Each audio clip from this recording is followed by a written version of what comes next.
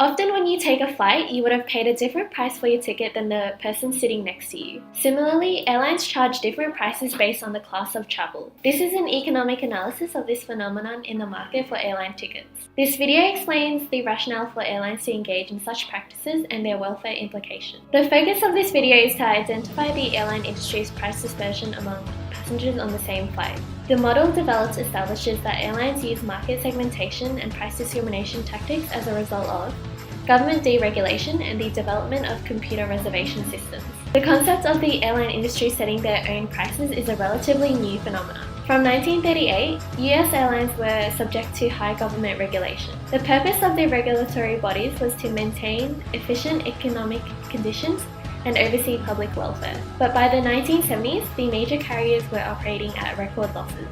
With rising costs, airlines and increasing demands for affordable air travel, this led to airline deregulation in 1979, leaving the industry a free market. The airline industry is modelled in terms of monopolistic competition. This model assumes there are many firms that have some product differentiation and low barriers to entry. There are two assumptions. First, passengers value price of airfare and travel time convenience over every other form of differentiation, with amenities playing minor roles in determining airline choice. Second, the total cost for providing a flight is determined almost entirely by airline fixed costs. For example, the fuel and crew labor. Amenities make up most of the variable costs, but the proportion is relatively small. Therefore, the marginal cost of an additional passenger on a flight is minor, as most of the total costs are fixed costs. The airline pays supply costs of the flight regardless the number of passengers on board. However, a flight that departs with empty seats represents lost revenue, since the airline has already paid the cost to provide the seat. Airlines segmented their passengers on each flight according to their willingness to pay, and then used the price discrimination methods to maximize consumer surplus. Each passenger has a different purpose to travel. Business travelers have no advance warning when they'll be traveling, so have low price elasticity. In contrast, leisure travelers have advanced knowledge of travel, so have high price elasticity and value price over convenience. As airline tickets experience constant changes in pricing, there are often welfare implications that result from the changes.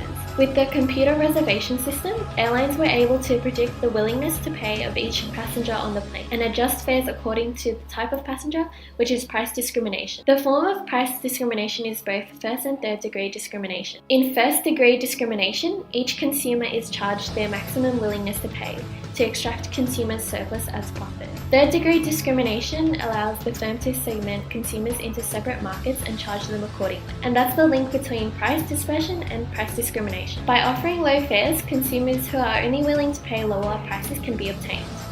These fares are offset with passengers who pay higher fares, so the airline makes a profit despite some fares being below average cost. And finally, let's talk about externalities. For airlines, negative production externalities include carbon emissions and noise pollution through transit. This has welfare implications to the environment stemming from flight delays, as the delays result in increased fuel consumption, causing increases in gas emissions. This leads to increased costs for the airline, resulting in higher airfares. The increase in the ticket price will cause an overall decrease in consumer demand and increased costs for the producer. This will result in significant decreases in both producer and consumer welfare. Understanding these concepts allows passengers to obtain low airfares.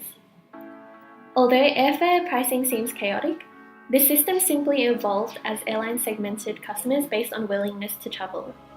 Once this was obtained from the computer reservation system, airlines simply used discriminatory pricing to maximize consumer surplus and profits.